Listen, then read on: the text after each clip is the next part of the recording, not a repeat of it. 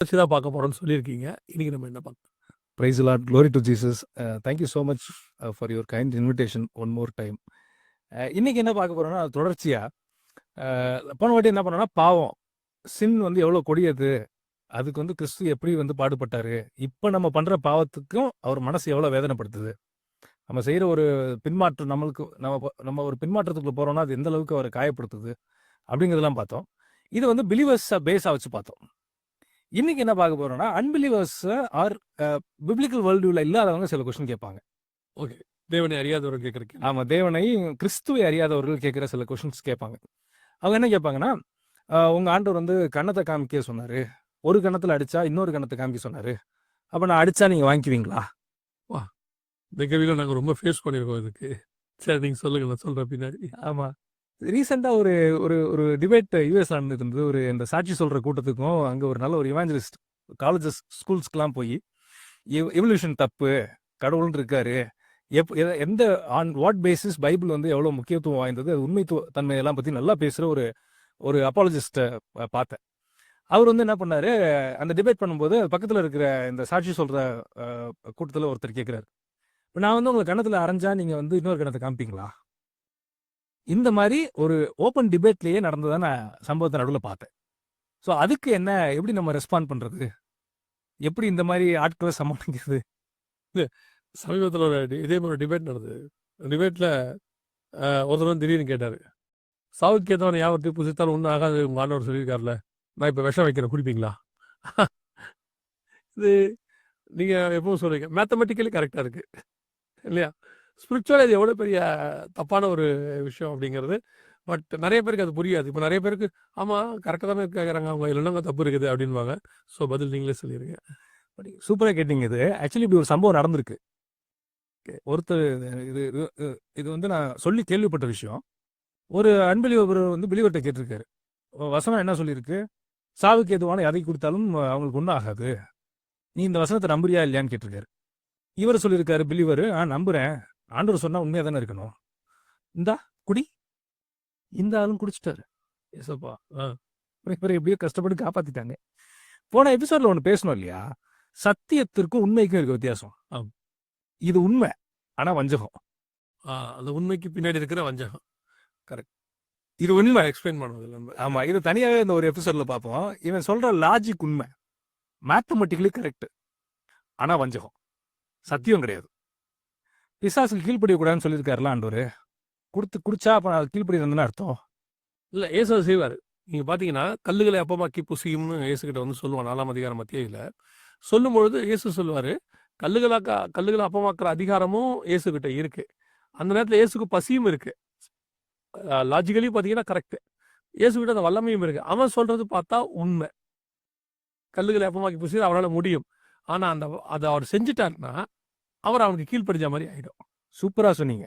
அவனோட இன்டென்ஷனே வந்து கல்லை மாத்துறதோ ஒரு மேலேருந்து குதிக்க வைக்கிறதோ கிடையாது. அவனோட இன்டென்ஷன் என்னன்னா, எப்படியாவது வார்த்தைக்கு கீழ்ப்படி வைக்கணும்.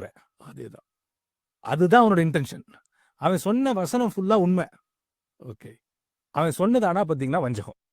இதே மாதிரி ஒரு சமூகம் என் லைஃப்பில் நடந்துச்சு. ஒரு 15 இயர்ஸ்க்கு பேக் ஒரு ஊழியத்துக்காக நான் கோத்தகிரி போயிருக்கேன்.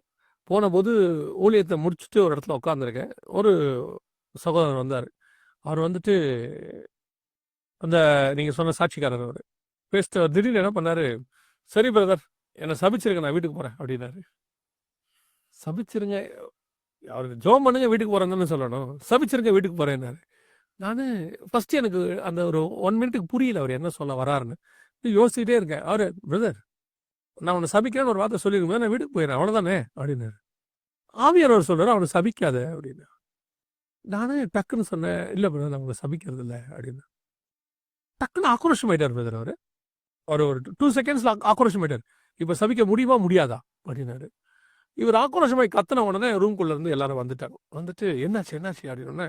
இல்லை அவர் சபிக்க சொல்கிறாரு, நான் சபிக்க மாட்டேன்னு சொல்கிறேன், ஆனால் அவர் கோவம் ஆயிட்டார் அப்படின்னு. அவரை இப்போ சபிக்க சொல்லுங்க, என்ன இப்போ சபிக்க சொல்லுங்க அவர் கத்த ஆரம்பிச்சிட்டாரு. உடனே அவங்க நீங்கள் வாங்க பிரதர்னு கூட்டிகிட்டு போயிட்டு அவர் அப்படி தான் பிரதர் இப்படி பேசிட்டு பாருன்னு விட்டுட்டாங்க. எனக்கு இந்த லாஜிக்கே புரியல. ஏன் நான் இப்போ அவரை சபிக்கணும்? ஆக்சுவலாக அவர் ஏன் சபிக்க சொல்லி கேட்டாருன்னும் போது எனக்கு ஆண்டவர் இந்த இன்சிடென்ட்டை ஞாபகப்படுத்தினார். அதாவது கல்லுகளை அப்பமாக்கி புசிங்கிறது வந்து நீடு அந்த இடத்துல உள்ளது, இயேசுவால் அது முடியும். ஆனா அத செஞ்சா அவருக்கு கீழ்ப்படியிற மாதிரி. அதே தான் எனக்கு ஆண்டவர் சொன்னாரு. உனக்கு நீ சபிக்கலாம். உனக்கு அந்த அதிகாரம் இருக்கு. நீ சபிக்கிறவள நான் சபிப்பேன். அதிகாரம் இருக்கு. ஆனா அதே நேரத்துல அத அவன் சொல்லி நீ செஞ்சினா, அவனுடைய வார்த்தைக்கு அன்னைக்கு மீட்டிங் அந்த இடத்துல முழுக்க அவன் கட்டுக்கோட்டுக்குள்ள போயிருக்குமா அன்னைக்கு. அமேசிங். அமேசிங் ரெவல்யூஷன் நீங்க சொல்றது. அது முழுக்க அவன் கட்டுப்பாட்டுக்குள்ள போயிருக்கும். நீ என்ன பேசியிருந்தாலும் அங்க செட் ஆகியிருக்காது. அதனால தான் நான் உன்னை சபிக்க வேணாம்னு சொல்லி ஆண்டவர் சொன்னாரு. இந்த எக்ஸாம்பிள் வச்சு தான் ஆண்டவர் எனக்கு சொன்னாரு. பெர்ஃபெக்ட். நீங்க ஸ்பிரிச்சுவலா நீங்க நார்மலா பார்த்தீங்கன்னா, அவர் வந்து உங்கள வெறுப்பேத்துற மாரியே பேசியிருப்பாரு உங்ககிட்ட. ஆமா. உங்க ஈகோவ தூண்டுற மாரியும், நீங்க சொல்ற தியாலஜி தப்புங்கிற மாரியும், இன்டென்ஷன் பார்த்தீங்கன்னா, ஏதோ ஒரு ட்ராப்புக்குள்ள விழ வைக்கிறது தான் பிசாசோட இன்டென்ஷனா 200% இருக்கும். எக்ஸாக்ட்லி. அதனால தான் உண்மைன்னா என்ன, சத்தியம்னா என்னங்கிறத நம்ம புரிஞ்சுக்கிட்டோம். அவன் சொல்றது உண்மை மாரி இருக்கும். ஆனா அதுல சத்தியம் இருக்காது, வஞ்சகம் இருக்கும். உண்மையாவே இருக்கும். அதான் உண்மையா இருக்கும்.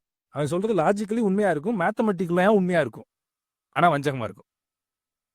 ஸோ ரொம்ப அழகா எக்ஸ்பிளைன் பண்ணீங்க நெறைய விஷயத்த. இப்ப அந்த நம்ம ஃபர்ஸ்ட் பாயிண்ட்டுக்குள்ள வருவோம். அவர் வந்து இப்ப கன்னத்த காமிக்க சொன்னாரு ஆண்டவரு.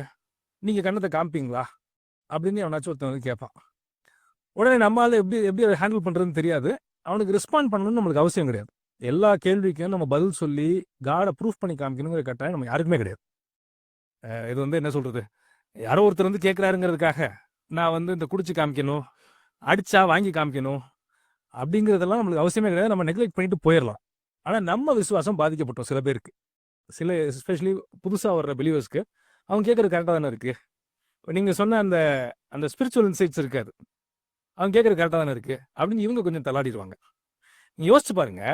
எவ்வளோ வெனமஸா இருந்ததுன்னா, இவங்க இப்படி ஒரு கொஸ்டின் கேட்பாங்க. கடவுள் வானத்தையும் படைத்த தேவன், வானத்தையும் பூமியும் படைச்ச தேவன், அன்புனா என்னங்கிறத சிலுவையில காமிச்சு, உங்கள கொடுமைப்படுத்துறவங்கள நீங்க ஆசீர்வதிங்கன்னு சொல்லிட்டு போனா, அதனால நான் கொடுமைப்படுத்துவேன்னு ஒருத்தர் யோசிச்சா, அவனுடைய வேர்ல்டு வியூ எவ்வளோ விக்கெடா இருக்கணும்? எவ்வளவு கொடூர சிந்தனையா இருக்கும் நியாயமா பார்த்து. எவ்வளோ கேடுள்ளதா இருக்கணும்? Okay. Right. He is a proof that his world view is wrong. Okay. அவன் நம்புறத ஏன் நம்ம நம்பக்கூடாதுங்கிறதுக்கு அவனே ஒரு பெஸ்ட் உதாரணம்.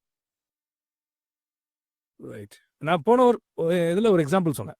ஒரு கணவன் மனைவி இருக்காங்க, தவறிடுறாங்க அப்படின்னு ஒரு அனாலஜி வச்சு எக்ஸ்பிளைன் பண்ணோம். அதே அனாலஜி தான் இதுக்கும் அப்ளிகபிள்.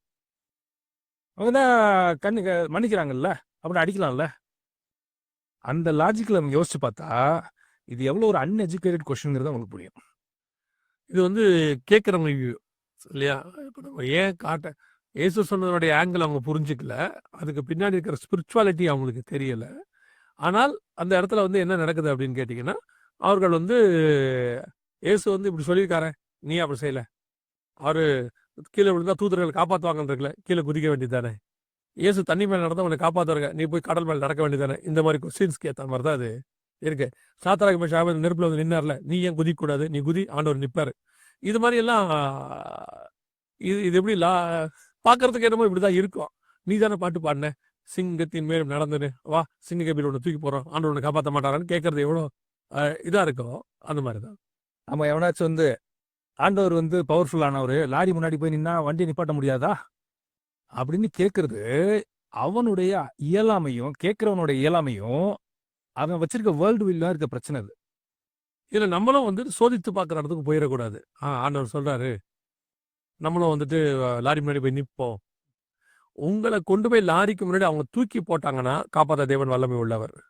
நீங்களா போய் நின்னீங்கன்னா அதுக்கு தேவன் காப்பாற்ற வல்லவர் அல்ல. அவனுக்கு கீழ்ப்படிஞ்சு போய் நின்னா அவன் சொல்றான், நீங்க போகக்கூடாது. அதுக்கு அது வந்து பிசாசு கீழ்ப்படிறதுக்கான அர்த்தமா மாறிடும். பிசாசு கீழ்ப்படுகிறது தான் அது. அவன் நார்மலா கேட்குற மாதிரி உங்களுக்கு தெரியும். ஆக்சுவலி பார்த்தீங்கன்னா அவங்க இன்ஸ்பிரேஷன் ஃப்ரம் த டெவிலா தான் இருக்கும் அது. அப்போ பிசாசு கீழ்ப்படிய வச்சு உங்களை அழிக்கணுங்கிறதுக்கு பண்ற ஒரு ஸ்ட்ராட்டஜி. அவன் பண்றது உண்மை, ஆனா வஞ்சகம். Good good example. ஸோ இதுதான் வந்து இதுல இருந்து நம்ம புரிஞ்சுக்க வேண்டியது. இப்படி பேசுறவங்க அவங்க செல்ஃப் எக்ஸாமினேஷன் பண்ணி பார்க்கறதுக்கு ஒரு நல்ல ஒரு வாய்ப்பு. எந்த அளவுக்கு கரப்டடா இருந்தா இப்படி ஒரு கொஸ்டின் வரும். அவங்களோட ஆவி ஆத்மா சரீரமும், அவங்களோட கான்சியஸும், அவங்களோட மூளையும் எவ்வளவு கரப்டடா இருந்தா தேவன் மன்னிப்பையும் அன்பையும் சொல்லி கொடுத்துட்டு போனா அதை இன்னொரு ஆங்கிள் மாத்தி உங்களால பேச முடியும். ஆப்போசிட் டைரக்ஷன்ல பார்க்கறது இது. ஆமா.